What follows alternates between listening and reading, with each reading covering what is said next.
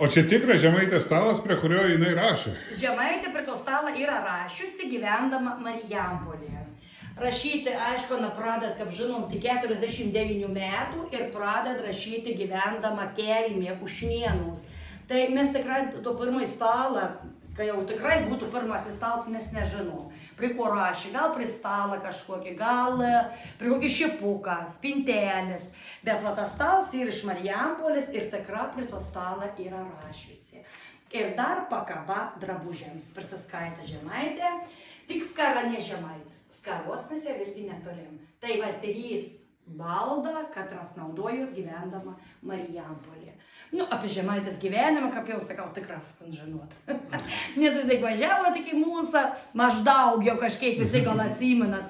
Tai jau sunkiai gyvena, apsiženyvos 19 metų, su Laurynu Žymantu, lygu iš meilės, lygu pagaila, vargšėlis, mažus išeis tarnauti, nu ir susižaniai.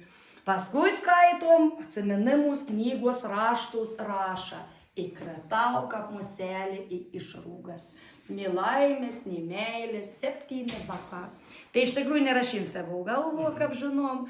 Ir rašyti pradat, kaip sakau, jau motrišką metus, 49, užaugint 7 vakus. Tai va, nu ir po vyro mirties, jau visai galim sakyti atsiskled. Žemaitė 65, susipažįsta ir su to meto šviesuolės, Petkevičaitė Bitė, Jablonskis, advokata Bulotas, vat, ir draugą turėjo tokį Konstantiną Petrauską, net laišką ir išlėkė. Tai va, tas mylimasis didelė jauns, apie 30 metų, Žemaitė 65. Tai va, tokių visų. Tai buvo karšta bajoraitė. Nu, nežino. Tai va, sakau, mes užvakį nestovėjom, nešveitėm, nu kaip čia viskas buvo. Bet, nu, laišką rašo savo, kad va, rašo viens kitam gražiai žodės, o čia galite pasiskaityti, rašo mylu mylą. Iš viso, žodžiu, turėjo vyro. Vieną vyrą, Lauryną Žymantą. Jo, kaip sakau, mes paskiau nežinom, nes išplaukė Ameriką. Tas draugas pasiper Žemaitės anūkę. Anūkė atstūmė, nes anūkė per senas. Tada pasiper Žemaitės dukra. Tai va, kokiais istorijas. Čia tas pats, kad ir spektaklis sukurs 3 mylimus, jeigu teka matyti. Taip.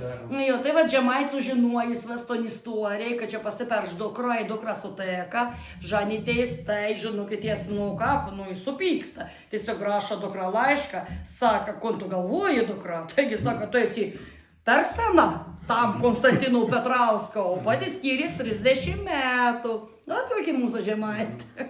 Tai va, bet niekas susižanėjo tiesiog ir Žemaitė Amerikų nuperk žaidus. Nu, reik pasveikinti jaunusius, o ką. Tai va, grįžus į tau kaimą, nuvažiavom tiesiog išstotės pasijam pats jau Konstantinas Petrauskas, žentas, pasijam uošvienį, grįžti ton kaimelį. Tai va, rašo Netrus Atskaitis savo knygų Žemaitės paslaptis, kad dukra kas viena pati bolvis, o žentas uošvienį šnekučiojus po obelim. Susisėdė. Nu, kaip sako, mes nežinom. Tos baigtės, kaip čia viskas, kudėtė, nu, toks istorijas.